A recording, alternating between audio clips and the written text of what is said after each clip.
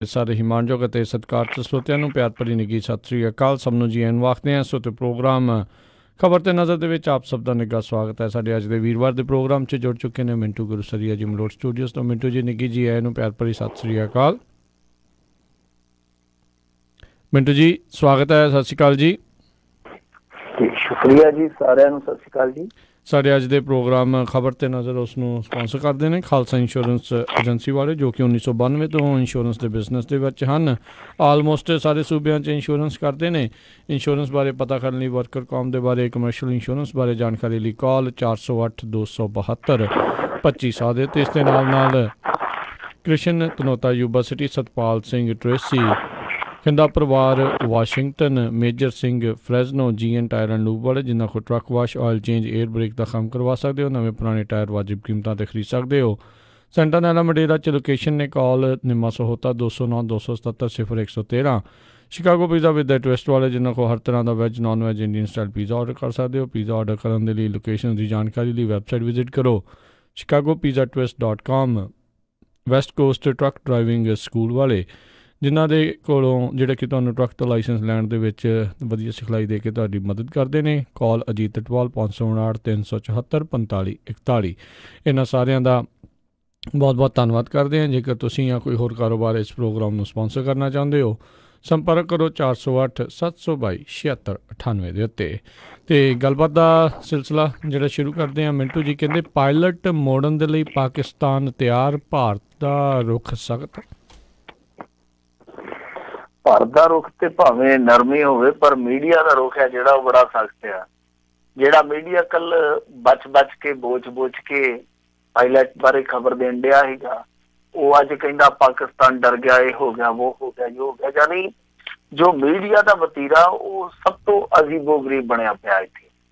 ਖੈਰ, ਅੱਜ ਪਾਕਿਸਤਾਨ ਦੀ ਅਸੈਂਬਲੀ ਦਾ special session ਸੱਦਿਆ ਗਿਆ ਸੀਗਾ, ਜਿਹਦੇ ਵਿੱਚ ਇਮਰਾਨ ਖਾਨ ਨੇ ਇੱਕ ਤਕਰੀਰ ਕੀਤੀ, ਉਹਨੇ ਜਵਾਬ ਵੀ ਦਿੱਤਾ।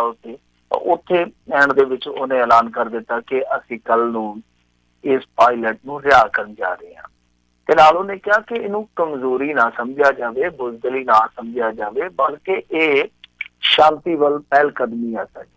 ਨਾਲ ਇਮਰਾਨ ਖਾਨ ਨੇ ਇਹ ਵੀ ਗੱਲ ਕਹੀ ਕਿ ਮੈਂ ਕੱਲ ਨਰਿੰਦਰ ਮੋਦੀ ਨੂੰ ਟੈਲੀਫੋਨ ਕਰਨ ਦਾ ਯਤਨ ਕੀਤਾ, ਪਰ ਟੈਲੀਫੋਨ ਤੇ ਗੱਲ ਹੋ ਨਹੀਂ ਸਕੀ।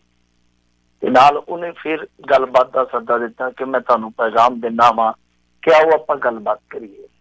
ਸੋ ਇਮਰਾਨ ਖਾਨ ਨੇ ਨਾਲ ਇਹ ਵੀ ਮੰਨਿਆ ਕਿ ਸਾਨੂੰ ਇੱਕ ਡੋਜ਼ੀਅਰ ਮਿਲ ਗਿਆ, ਜਿਹੜਾ ਪੁਲਵਾਮਾ ਹਮਲੇ ਨਾਲ ਸੰਬੰਧਿਤ ਆ, ਉਹ ਡੋਜ਼ੀਅਰ ਮਿਲ ਗਿਆ।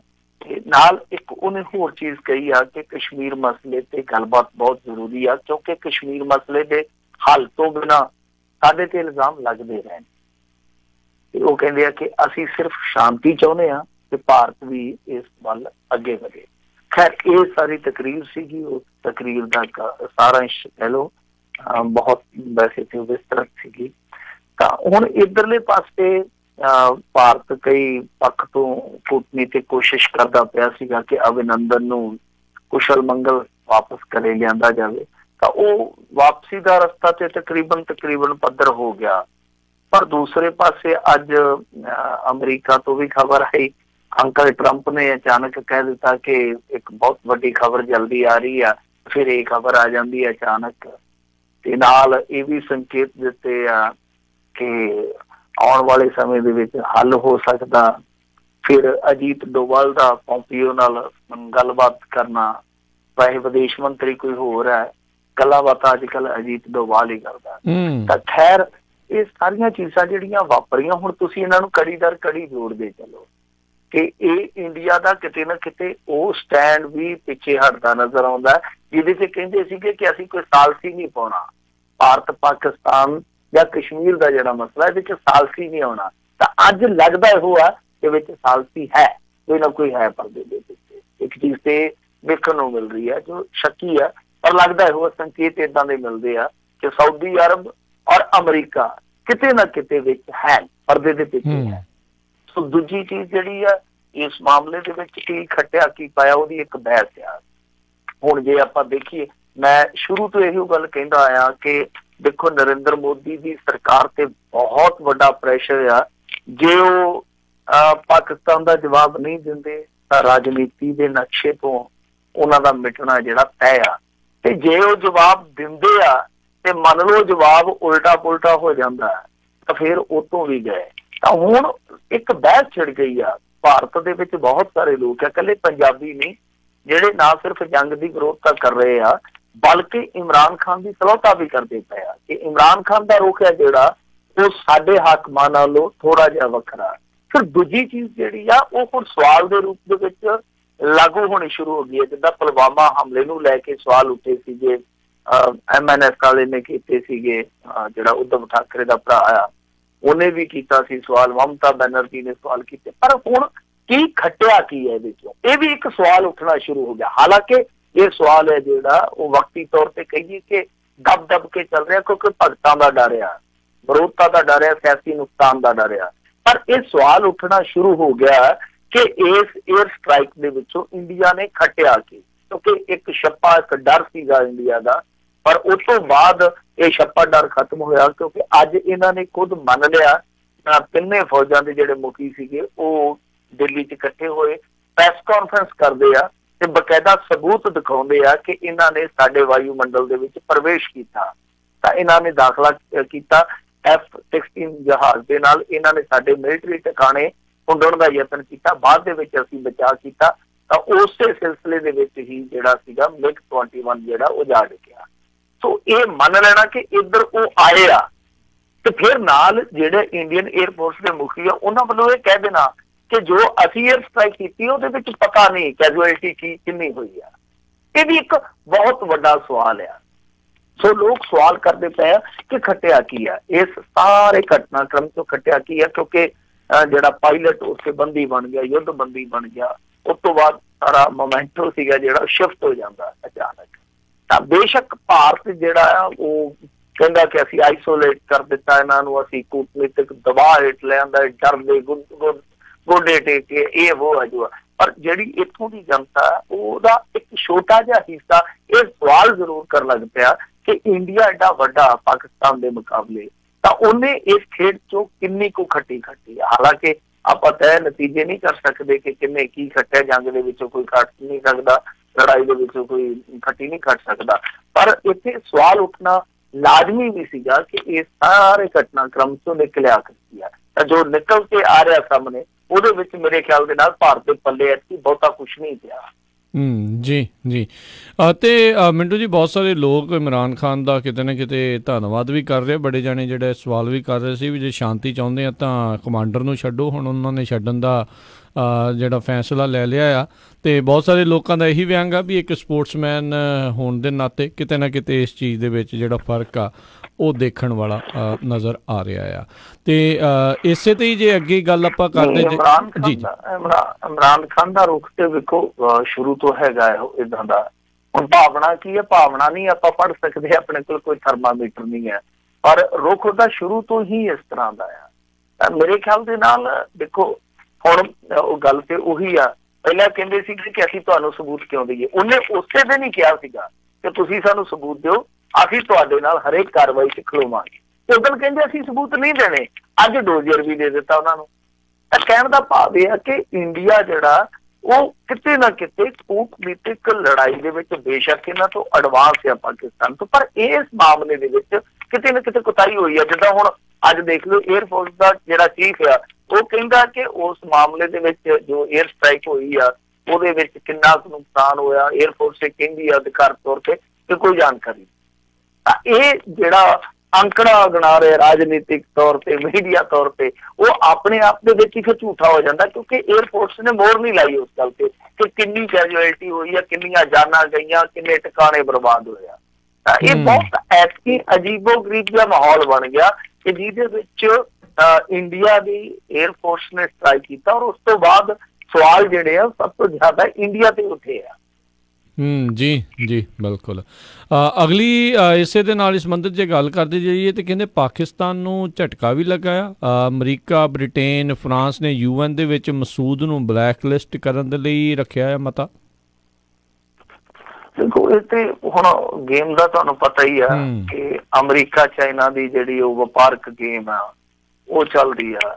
ਉਹਨਾਂ ਦੀ ਇਕੋਨਮੀ ਨੂੰ ਕਿਤੇ ਨਾ ਕਿਤੇ ਨੱਥ ਪਾਉਣ ਵਾਸਤੇ ਅੰਕਲ ਟਰੰਪ ਹੈ ਜਿਹੜਾ ਉਹ ਕਾਲਾ, ਤੇ ਚਾਈਨਾ ਨੂੰ ਨੱਥ ਪਾਈ ਜਾਵੇ, ਉਹ ਟੈਕਸ ਟੂਕਸ ਤੁਹਾਡੇ ਇੱਧਰ ਵਧਾਏ, ਉਹ ਇੱਕ ਵਪਾਰਕ ਜੰਗ ਵੀ ਸ਼ੁਰੂ ਹੋਈ ਜੀ। ਉਹਦੇ ਵਿੱਚ ਪਾਕਿਸਤਾਨ ਦਾ ਤੇ ਚਾਈਨਾ ਦਾ ਰਿਸ਼ਤਾ ਜਿਹੜਾ ਉਹ ਤੁਹਾਨੂੰ ਪਤਾ ਹੀ ਹੈ ਸਾਰੀ ਚੀਜ਼ ਦਾ। ਫਰਾਂਸ ਹੈ ਜਿਹੜਾ ਉਹ ਵੀ ਪੀੜਤ ਆ ਇਸ ਮਾਮਲੇ ਦੇ ਵਿੱਚ। ਲੌਬਿੰਗ ਇੱਕ ਹੁੰਦੀ ਆ, ਤਾਂ ਉਹਦੇ ਵਿੱਚ ਹੁਣ ਦੇਖੋ UN ਦੇ ਵਿੱਚ ਇਹਨਾਂ ਨੇ ਮੂਵ ਕੀਤਾ, ਮਤਾ ਮੂਵ ਕੀਤਾ, 10 ਦਿਨ ਦੇ ਵਿੱਚ ਹੁਣ ਫੈਸਲਾ ਲਿਆ ਜਾਊਗਾ। ਪਰ ਅੱਗੇ ਵੀ 1-2 ਦਫਾ ਏਦਾਂ ਹੋਇਆ। ਰੌਲਾ ਇਹ ਆ ਕਿ ਚਾਈਨਾ ਦੇ ਕੋਲ ਵੀਟੋ ਪਾਵਰ ਆ, ਹਾਲਾਂਕਿ ਇਹ ਜਿਹੜੇ ਵੀਟੋ ਵਾਲੇ ਦੇਸ਼ ਆ ਉਹ ਇੱਕ ਪਾਸੇ ਆ, ਪਰ ਚੱਕਰ ਇਹ ਆ ਕਿ ਵੀਟੋ ਦੀ ਸਮੱਸਿਆ ਜਿਹੜੀ ਤੁਸੀਂ ਬਿਹਤਰ ਜਾਣਦੇ ਹੋ ਕਿ ਸਮੱਸਿਆ ਇਹੋ ਆ ਕਿ ਜੇ ਇੱਕ ਵੀ ਵੀਟੋ ਪਾਵਰ ਜਿਹੜੀ ਉਹ ਦੂਜੇ ਪਾਸੇ ਖੜ ਗਈ ਤੇ ਕਹਾਣੀ ਖਰਾਬ ਆ। ਤਾਂ ਚਾਈਨਾ ਉੱਧਰ ਆ, ਤਾਂ ਕਹਿਣ ਦਾ ਭਾਵ ਇਹ ਆ ਕਿ ਇੱਕ ਦਬਾਅ ਤੇ ਬਣਾਉਣ ਦਾ ਯਤਨ ਕੀਤਾ ਜਾ ਰਿਹਾ ਕਿ ਘੱਟੋ ਘੱਟ ਚਾਈਨਾ ਨੂੰ ਫਿਰ ਦੁਨੀਆ ਦੇ ਵਿੱਚ ਸਾਹਮਣੇ ਤਾਂ ਲਿਆਂਦਾ ਜਾਵੇ ਕਿ ਇਹ ਕਿੱਧਰ ਖੜੋਤੇ ਆ, ਕਿਉਂਕਿ ਮਾਹੌਲ ਹੁਣ ਤਪਿਆ ਪਿਆ ਨਾ, ਪੂਰੀ ਦੁਨੀਆ ਦੇ ਵਿੱਚ ਮਾਹੌਲ ਇਸ ਤਰ੍ਹਾਂ ਦਾ ਬਣਿਆ ਪਿਆ ਕਿ ਜੋ ਪੁਲਵਾਮਾ ਦੇ ਵਿੱਚ ਹੋਇਆ ਉਹਨੂੰ ਸਾਰੇ ਹੀ ਨਿੰਦਦੇ ਪਏ ਆ, ਚਾਹੇ ਕੋਈ ਵੀ ਆ, ਕਿਸੇ ਵੀ ਵਿਚਾਰਧਾਰਾ ਦਾ, ਕਿਸੇ ਵੀ ਮੁਲਕ ਦਾ, ਉਹਨੂੰ ਚੰਗਾ ਨਹੀਂ ਕਹਿ ਰਿਹਾ। ਤਾਂ ਮਾਹੌਲ ਉਲਟ ਬਣਿਆ ਪਿਆ, ਅੱਤਵਾਦ ਦੇ ਮਾਹੌਲ ਉਲਟ ਆ, ਤਾਂ ਉਸ ਮਾਹੌਲ ਦਾ ਫਾਇਦਾ ਚੁੱਕਣ ਦਾ ਯਤਨ ਕਰ ਰਹੇ ਆ ਇਹਦੇ ਵਿੱਚ। ਤਾਂ ਹੁਣ ਦੇਖਣਾ ਇਹ ਹੋਏਗਾ ਕਿ ਚਾਈਨਾ ਆਪਣਾ ਸਟੈਂਡ ਛੱਡਦਾ ਜਾਂ ਉਸ ਸਟੈਂਡ ਨੂੰ ਬਰਕਰਾਰ ਰੱਖਦਾ। ਮੇਰੇ ਖਿਆਲ ਦੇ ਨਾਲ ਦੇਖੋ ਇਹ ਚੀਜ਼ਾਂ ਜਿਹੜੀਆਂ ਨਾ ਬੜੀਆਂ ਗੁੰਝਲਦਾਰ ਹੁੰਦੀਆਂ, ਜਿਹੜੀਆਂ ਕੌਮਾਂਤਰੀ ਪੱਧਰ ਤੇ ਰਾਜਨੀਤੀਆਂ ਚੱਲਦੀਆਂ, ਪਰ ਫਿਰ ਵੀ ਜਿੰਨਾ ਕੁ ਮੈਂ ਸਮਝ ਸਕਿਆ ਇਸ ਗੇਮ ਨੂੰ ਕਿ ਅਸਲ ਦੇ ਵਿੱਚ ਚਾਈਨਾ ਦੀ ਮਜਬੂਰੀ ਆ। ਜਿੱਦਾਂ ਇਹਨਾਂ ਦਾ ਇੱਕ ਸਟੇਟ ਆ ਸ਼ਿਆਂਜਾਂਗ, ਉਹਦੇ ਵਿੱਚ ਉਈਗਰ ਮੁਸਲਮਾਨ ਆ, ਤਾਂ ਉੱਥੇ ਉਹ ਬਹੁਤ ਗੜਬੜ ਵਾਲਾ ਸਟੇਟ ਬਣਿਆ ਪਿਆ ਸੀਗਾ ਪਿਛਲੇ ਕੁਛ ਸਮੇਂ ਤੋਂ। ਇਹਨਾਂ ਨੇ ਉੱਥੇ ਹੁਣ ਥੋੜੀ ਜਿਹੀ ਠੱਲ ਪਾਈ ਆ, ਉੱਥੇ ਬਹੁਤ ਹੱਦ ਤੱਕ ਕਹਿ ਲਈਏ ਕਿ ਦਮਨ ਕੀਤਾ ਜਾ ਰਿਹਾ ਉਹਨਾਂ ਦਾ, ਮੁਸਲਮਾਨਾਂ ਦਾ। ਤਾਂ ਇਹਦੇ ਵਿੱਚ ਕੀ ਆ ਕਿ ਲੱਗਦਾ ਇਹੋ ਆ ਕਿ ਇੱਕ ਕੰਪਰੋਮਾਈਜ਼ ਹੈ, ਇੱਕ ਸਮਝੌਤਾ ਕਿ ਉਹ ਕਹਿੰਦੇ ਆ ਕਿ ਤੁਸੀਂ ਇੱਥੇ ਸਾਡੇ ਸੂਬੇ ਨੂੰ ਬਖਸ਼ੋ, ਅਸੀਂ ਤੁਹਾਨੂੰ ਉੱਥੇ ਸਪੋਰਟ ਫੁੱਲ ਕਰਦੇ। ਤਾਂ ਲੱਗਦਾ ਇਹੋ ਆ ਕਿ ਮਸੂਦ ਅਜ਼ਹਰ ਹੋਰਾਂ ਨੂੰ ਸਪੋਰਟ ਕਰਨ ਦਾ ਕਿਤੇ ਨਾ ਕਿਤੇ ਚਾਈਨਾ ਦਾ ਮੰਤਵ ਇਹੋ ਆ ਕਿ ਅਸੀਂ ਆਪਣਾ ਘਰ ਬਚਾਈਏ, ਕੋਈ ਗੱਲ ਨਹੀਂ ਹੈ, ਉੱਧਰ ਜੋ ਚੱਲਦਾ ਸੋ ਚੱਲਣ। ਕੰਪਰੋਮਾਈਜ਼ ਲੱਗਦਾ ਕਿ ਕਿਤੇ ਆਪੋ ਵਿੱਚ ਵੀ ਬੈਕਡੋਰ ਕੰਪਰੋਮਾਈਜ਼ ਹੈ, ਪਰ ਦੇਖਦੇ ਆ ਕਿ ਇਸ ਵਾਰੀ ਚਾਈਨਾ ਦਾ ਰੁਖ ਕੀ ਰਹਿੰਦਾ। ਜੀ ਜੀ ਜੀ ਅਗਲੀ ਜਿਹੜੀ ਮਿੰਟੂ ਜੀ ਗੱਲ ਕਰਦੇ ਹਾਂ, ਜਿਸ ਦਾ ਸਿੱਖਾਂ ਤੇ ਪੰਜਾਬੀਆਂ ਦੇ ਨਾਲ ਜਿਹੜਾ ਕਾਫੀ ਸੰਬੰਧ ਵੀ ਰਹੇਗਾ, ਕਹਿੰਦੇ ਜੰਗੀ ਤਣਾਅ ਤੋਂ ਬਾਅਦ ਕਰਤਾਰਪੁਰ ਲਾਂਘੇ ਬਾਰੇ ਭਾਰਤ ਦਾ ਵੀ ਵੱਡਾ ਜਿਹੜਾ ਐਲਾਨ ਆਇਆ ਆ। ਬਿਲਕੁਲ ਇਹ ਐਲਾਨ ਆਇਆ, ਮੇਰੇ ਖਿਆਲ ਦੇ ਨਾਲ ਇੱਕ ਚੰਗਾ ਐਲਾਨ ਹੈ। ਭਾਰਤੀ ਸਰਕਾਰ ਨੇ ਜੋ ਐਲਾਨ ਕੀਤਾ, ਵੈਸੇ ਇਹਨਾਂ ਨੇ ਪਹਿਲੇ ਦਿਨ ਹੀ ਸਾਫ਼ ਕਰ ਦਿੱਤਾ ਸੀਗਾ ਕਿ ਕਰਤਾਰਪੁਰ ਲਾਂਘੇ ਦੀ ਜਿਹੜੀ ਕਵਾਇਦ ਚੱਲਦੀ ਆ ਉਹ ਅਸੀਂ ਪ੍ਰਭਾਵਿਤ ਨਹੀਂ ਹੋਣ ਦਿਆਂਗੇ। ਇਹ ਭਾਰਤ ਸਰਕਾਰ ਨੇ ਪਹਿਲਾਂ ਹੀ ਸਾਫ਼ ਕਰ ਦਿੱਤਾ ਸੀਗਾ। ਤਾਂ ਹੁਣ ਵੀ ਉਹਨਾਂ ਨੇ ਇਸ ਗੱਲ ਤੇ ਮੋਹਰ ਲਾ ਦਿੱਤੀ ਆ ਕਿ ਦੇਖੋ ਜਿਹੜਾ 13 ਮਾਰਚ ਨੂੰ ਦੋਵਾਂ ਦੇਸ਼ਾਂ ਦੇ ਵਫਦ ਦਾ ਮਿਲਣ ਹੋਣਾ ਸੀਗਾ, ਮੀਟਿੰਗ ਹੋਣੀ ਸੀਗੀ, ਉਹ ਹੋਏਗੀ, ਮਤਲਬ ਕਿ ਵਫਦ ਮਿਲ ਜਾ ਰਹੇ ਆ। ਤਾਂ ਇਹ ਇੱਕ ਬਹੁਤ ਵੱਡੀ ਗੱਲ ਹੈ, ਕਿਉਂਕਿ ਸਾਰਿਆਂ ਦੀ ਚਿੰਤਾ ਇਸ ਗੱਲ ਨੂੰ ਲੈ ਕੇ ਸੀਗੀ ਕਿ ਚਲੋ ਆ ਜੋ ਕਸ਼ੀਦਗੀ ਆ, ਜੋ ਤਲਖੀ ਆ ਮਾਹੌਲ ਦੇ ਵਿੱਚ, ਦਿਨ ਪਾ ਕੇ ਚਲੋ ਘਟ ਜਾਏਗੀ। ਤਾਂ ਕੀ ਕਰਤਾਰਪੁਰ ਸਾਹਿਬ ਦਾ ਜਿਹੜਾ ਲਾਂਘਾ ਮਸੀਂ ਜਿਹੜਾ ਸੰਪੂਰਨ ਹੋਣ ਲੱਗਿਆ ਸੀਗਾ ਕਾਰਜ, ਤਾਂ ਕੀ ਉਹ ਅਟਕ ਨਹੀਂ ਜਾਏਗਾ? ਇਹ ਸਾਰਿਆਂ ਦੇ ਜ਼ਿਹਨ ਦੇ ਵਿੱਚ ਇੱਕ ਸਵਾਲ ਸੀਗਾ। ਸੋ ਹੁਣ ਉਸ ਸਵਾਲ ਦੀ ਨਿਵਰਤੀ ਹੋ ਗਈ ਆ। ਤਾਂ ਭਾਰਤ ਸਰਕਾਰ ਨੇ ਕਹਿ ਦਿੱਤਾ ਕਿ ਗਲਿਆਰੇ ਦੇ ਸੰਬੰਧ ਦੇ ਵਿੱਚ ਜੋ ਵਫਦਾਂ ਦੀ ਆਪਸੀ ਮੀਟਿੰਗ ਆ ਉਹ ਹੋਏਗੀ 13 ਮਾਰਚ ਨੂੰ। ਤਾਂ ਜਿਹੜਾ ਇੱਕ ਸੰਸਾ ਸੀਗਾ, ਸਾਰਿਆਂ ਦੇ ਮਨ ਦੇ ਵਿੱਚ ਇੱਕ ਧੁੜਕੂ ਸੀਗਾ, ਉਹ ਦੂਰ ਹੋ ਗਿਆ। ਔਰ ਭਾਰਤ ਸਰਕਾਰ ਨੇ ਮੇਰੇ ਖਿਆਲ ਦੇ ਨਾਲ ਇਸ ਮਾਮਲੇ 'ਚ ਆਪਾਂ ਕਹਿ ਸਕਦੇ ਹਾਂ ਕਿ ਭਾਰਤ ਸਰਕਾਰ ਨੇ ਚੰਗਾ ਕੰਮ ਕੀਤਾ ਔਰ ਚੰਗੇ ਕੰਮ ਦੀ ਸਲਾਹ ਵੀ ਕਰਨੀ ਚਾਹੀਦੀ। ਤਾਂ ਭਾਰਤ ਸਰਕਾਰ ਦਾ ਜਿਹੜਾ ਸਟੈਂਡ ਸੀ, ਲੱਗਦਾ ਇਹੋ ਸੀਗਾ ਕਿ ਪਹਿਲੀ ਸੱਟੇ ਭਾਰਤ ਇਸ ਕਰਤਾਰਪੁਰ ਸਾਹਿਬ ਦੇ ਲਾਂਘੇ ਵਾਲੀ ਗੱਲਬਾਤ ਨੂੰ ਰੋਕੂਗਾ, ਪਰ ਉਹਨਾਂ ਨੇ ਇਸ ਮਾਮਲੇ ਦੇ ਵਿੱਚ ਸਾਰੀਆਂ ਕਿਆਸਰਾਈਆਂ ਦੇ ਉਲਟ ਫੈਸਲਾ ਲਿਆ ਔਰ ਮੇਰੇ ਖਿਆਲ ਦੇ ਨਾਲ ਇੱਕ ਚੰਗੀ ਪਹਿਲ ਕਰਦੀ ਆ। ਪਰ ਦੂਸਰੇ ਪੱਖ ਤੋਂ ਵੀ ਵੇਖਣਾ ਚਾਹੀਦਾ ਕਿ ਦੇਖੋ ਜਿੱਦਾਂ ਹੁਣ ਗੱਲਾਂ ਬਾਤਾਂ ਦੇ ਸੱਦੇ ਆ ਰਹੇ ਆ, ਕੌਮਾਂਤਰੀ ਮੰਚਾਂ ਤੋਂ ਵੀ ਸਾਨੂੰ ਸਲਾਹਾਂ ਮਿਲ ਰਹੀਆਂ, ਤਾਂ ਗੱਲਬਾਤ ਖੁੱਲਣੀ ਚਾਹੀਦੀ। ਹੁਣ ਕੁਛ ਸੱਜਣ ਜਿਹੜੇ ਬਹੁਤ ਸਿਆਣੇ ਸੱਜਣ ਆ ਜਿਹੜੇ, ਉਹ ਕਹਿੰਦੇ ਆ ਕਿ ਗੋਲੀ ਤੇ ਗੱਲਬਾਤ ਇਕੱਠਿਆਂ ਨਹੀਂ ਚੱਲਦੀ, ਤੇ ਜੇ ਗੱਲਬਾਤ ਚੱਲੂਗੀ ਤੇ ਗੋਲੀ ਬੰਦ ਹੁੰਦੀ ਹੈ ਨਾ। ਜੇ ਤੁਸੀਂ ਆਖੋ ਕਿ ਗੋਲੀ ਜਿੰਨਾ ਚਿਰ ਬੰਦ ਨਹੀਂ ਹੁੰਦੀ ਉਹਨਾਂ ਚਿਰ ਗੱਲ ਨਹੀਂ ਅਸੀਂ ਕਰਨੀ, ਤੇ ਗੱਲ ਵੀ ਬੰਦ ਰੱਖੋ ਤੇ ਗੋਲੀ ਵੀ ਚੱਲਦੀ ਰੱਖੋ, ਗੱਲ ਨਹੀਂ ਬਣਦੀ। ਤਾਂ ਗੱਲ ਚੱਲਣੀ ਚਾਹੀਦੀ ਹੈ, ਸ਼ਾਇਦ ਗੋਲੀ ਬੰਦ ਹੋ ਜਾਏ। ਜੀ ਜੀ।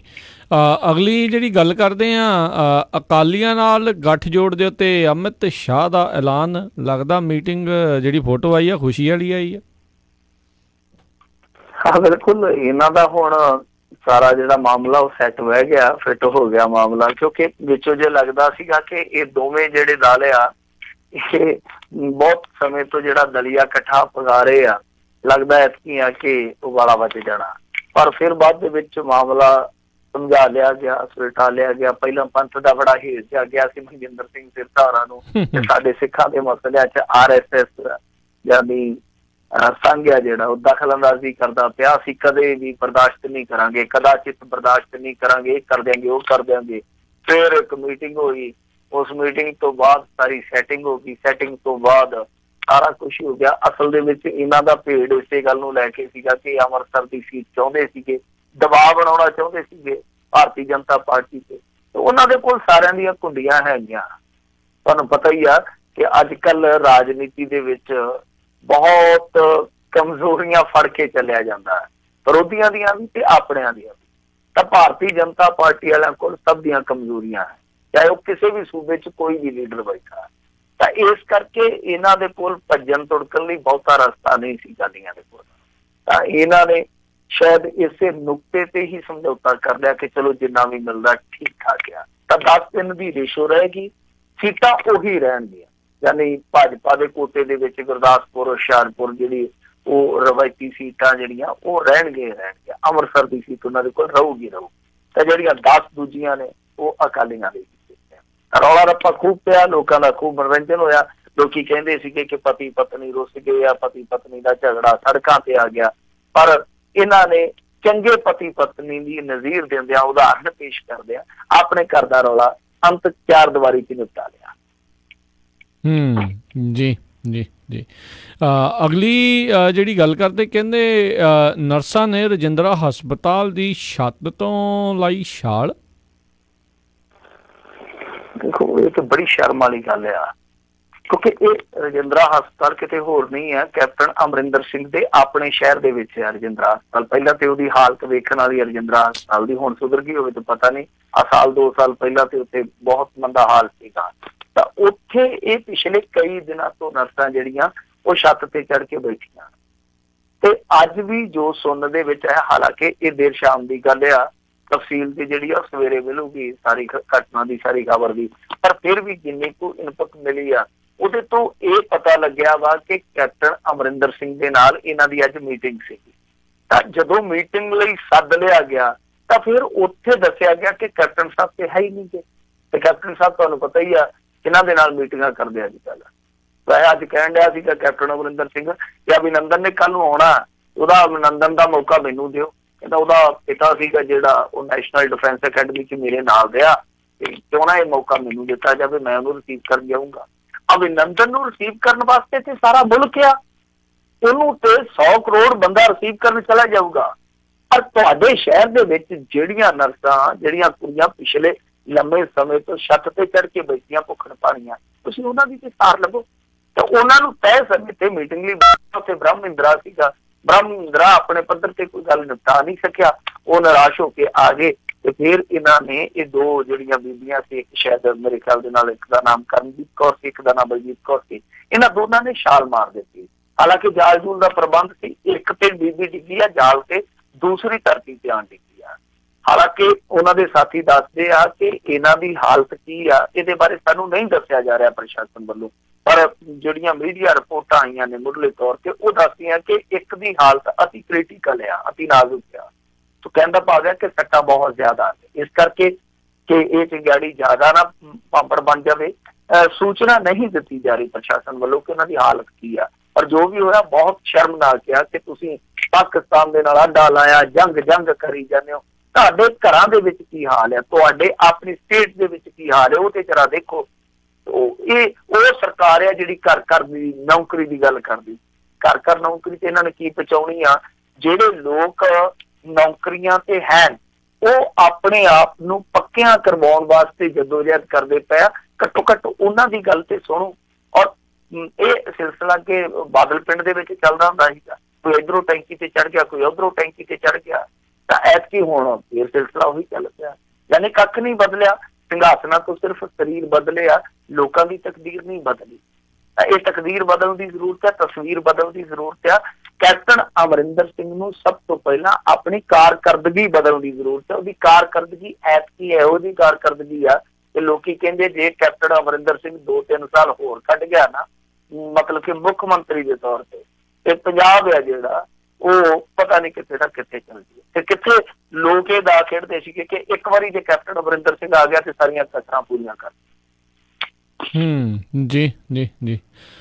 ਅਗਲੀ ਮਿੰਟੂ ਜੀ ਜਿਹੜੀ ਗੱਲ ਕਰਦੇ, ਕਹਿੰਦੇ ਗਿਆਨੀ ਇਕਬਾਲ ਸਿੰਘ ਖਿਲਾਫ ਸ਼ਿਕਾਇਤਾਂ ਦੀ 3 ਦਿਨ ਹੋਏਗੀ ਜਾਂਚ। ਜਥੇਦਾਰ ਏਦਾਂ ਦਾ ਹੀ ਹੋਣਾ ਚਾਹੀਦਾ। ਲੋਕਾਂ ਦੀ ਸ਼ਿਕਾਇਤ ਜਾਂਦੀ ਹੈ, ਜਥੇਦਾਰ ਦੀਆਂ ਸ਼ਿਕਾਇਤਾਂ ਜਾਂਦੀਆਂ ਭਾਵ ਹੈ ਕਿ ਕਈ ਸ਼ਿਕਾਇਤਾਂ। ਤਾਂ ਖੈਰ ਗਿਆਨੀ ਹਰਪ੍ਰੀਤ ਸਿੰਘ ਨੇ ਆਪਣੇ ਆਪ ਫੈਸਲਾ ਲੈਣ ਦੀ ਬਜਾਏ ਇਹ ਕੰਮ ਕੀਤਾ। ਵੈਸੇ ਇਹਨਾਂ ਨੇ ਪਹਿਲਾਂ ਹੀ ਕਹਿ ਦਿੱਤਾ ਸੀਗਾ ਕਿ ਅਸੀਂ ਖਾਸ ਮਾਮਲਿਆਂ ਲਈ ਜਿਹੜੇ ਅਤੀ ਸੰਵੇਦਨਸ਼ੀਲ ਮਸਲੇ ਹੋਣਗੇ ਉਹਨਾਂ ਵਾਸਤੇ ਅਸੀਂ ਇਸ ਤਰ੍ਹਾਂ ਦੀਆਂ ਕਮੇਟੀਆਂ ਬਣਾਵਾਂਗੇ, ਪੰਥਕ ਵਿਦਵਾਨਾਂ ਦੀਆਂ ਕਮੇਟੀਆਂ ਬਣਾਵਾਂਗੇ।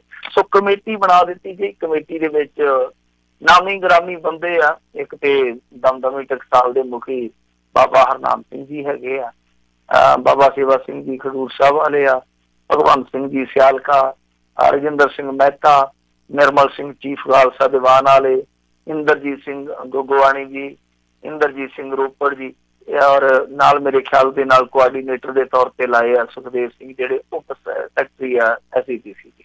ਸੋ ਇਹ ਇੱਕ ਕਮੇਟੀ ਬਿਠਾ ਦਿੱਤੀ ਆ ਜਿਹੜੀ ਜਾਂਚ ਪੜਤਾਲ ਕਰੂਗੀ, ਔਰ ਮੇਰੇ ਖਿਆਲ ਦੇ ਨਾਲ 3 ਦਿਨਾਂ ਦੇ ਵਿੱਚ ਜਾਂਚ ਪੜਤਾਲ ਜਿਹੜੀ ਆ ਉਹ ਸੰਪੂਰਨ ਹੋਊਗੀ। ਸੋ ਉਹ ਹੋਣੀ ਚਾਹੀਦੀ ਆ। ਪਰ ਡਰ ਇਹ ਆ ਨਾ ਕਿ ਕਿਤੇ ਗਿਆਨੀ ਇਕਬਾਲ ਸਿੰਘ ਸਾਰੀ ਕਮੇਟੀ ਨੂੰ ਨਾ ਛੇਕ ਦੇਵੇ। ਉਹਨੇ ਅੱਗੇ ਕੀਤਾ ਸੀ ਇਸ ਤਰ੍ਹਾਂ, ਉਦੋਂ ਇਹਦੀ ਇਸ ਤਰ੍ਹਾਂ ਇੱਕ ਸ਼ਿਕਾਇਤ ਆਈ ਸੀਗੀ ਤੇ ਗਿਆਨੀ ਗੁਰਬਚਨ ਸਿੰਘ ਜਿਹੜਾ ਬਾਅਦ ਦੇ ਵਿੱਚ ਅਕਾਲ ਤਖਤ ਦਾ ਜਥੇਦਾਰ ਬਣਿਆ, ਉਦੋਂ ਹੈਡ ਗ੍ਰੰਥੀ ਹੁੰਦਾ ਸੀਗਾ। ਤੇ ਇਹਨਾਂ ਨੇ ਸਾਰੇ ਜਾਣਿਆਂ ਨੇ ਜਦੋਂ ਲੜਾਈ ਉਦੋਂ ਆਨੰਦਗੜ੍ਹ ਸਾਹਿਬ ਵੀ ਹੁੰਦੇ ਸੀਗੇ, ਮੇਰੇ ਖਿਆਲ ਦੇ ਨਾਲ ਵਿਧਾਨਤੀ ਸਾਹਿਬ ਵੀ ਹੁੰਦੇ ਸੀ, ਉਹਨੇ ਚੱਕ ਕੇ ਸਾਰੇ ਦੇ ਸਾਰੇ ਛੇਕ ਤੇ ਆਪਣੇ ਪੱਧਰ ਤੇ ਉਹਦਾ ਇਹ ਵੀ ਡਰ ਰਹਿੰਦਾ ਕਿ ਕਿਤੇ ਇਹਨਾਂ ਨੂੰ ਵੀ ਨਾ ਛੇਕ ਦੇ ਵਿੱਚ।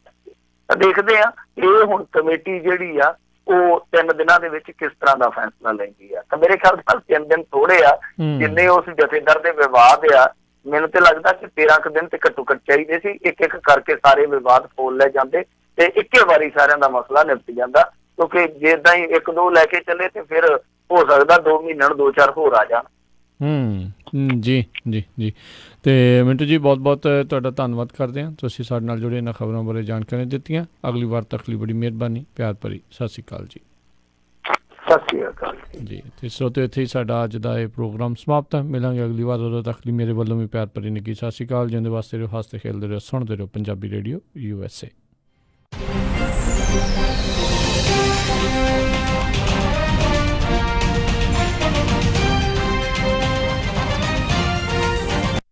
इंडियन सेवर होलसेल प्रिंटिंग वाले तो बनवा सकते हो 1000 बिजनेस कार्ड सिर्फ ही $45 विच। Outdoor banner $699 per square feet. Banner with stand सिर्फ $135 विच 10 बाय 10 दा event tent with hardware and fabric. ਤੁਹਾਡੇ ਲੋਗੋ ਅਤੇ ਐਡ ਦੇ ਨਾਲ ਸਿਰਫ ਹੀ $1399 ਵਿਚ। Flyer, brochure, post card, poster, presentation folder, hang tags, envelopes, roll label, sticker ਅਤੇ ਇਹ ਐਵਰੀ ਡੋਰ ਡਾਇਰੈਕਟ ਮੇਲ ਦੀ ਸਰਵਿਸ ਵੀ ਦਿੰਦੇ ਹਨ। 9165255476 916 525 54 ਇੰਸ਼ੋਰੈਂਸ ਦੀ ਦੁਨੀਆ ਦੇ ਵਿੱਚ ਭਰੋਸੇਮੰਦ ਨਾਮ ਖਾਲਸਾ ਇੰਸ਼ੋਰੈਂਸ ਏਜੰਸੀ। ਆਪਣੇ ਕਿਸੇ ਵੀ ਤਰੀਕੇ ਦੀ insurance, auto, home, commercial, life ਕਰਵਾਉਣੀ ਹੋਵੇ ਤਾਂ ਅੱਜ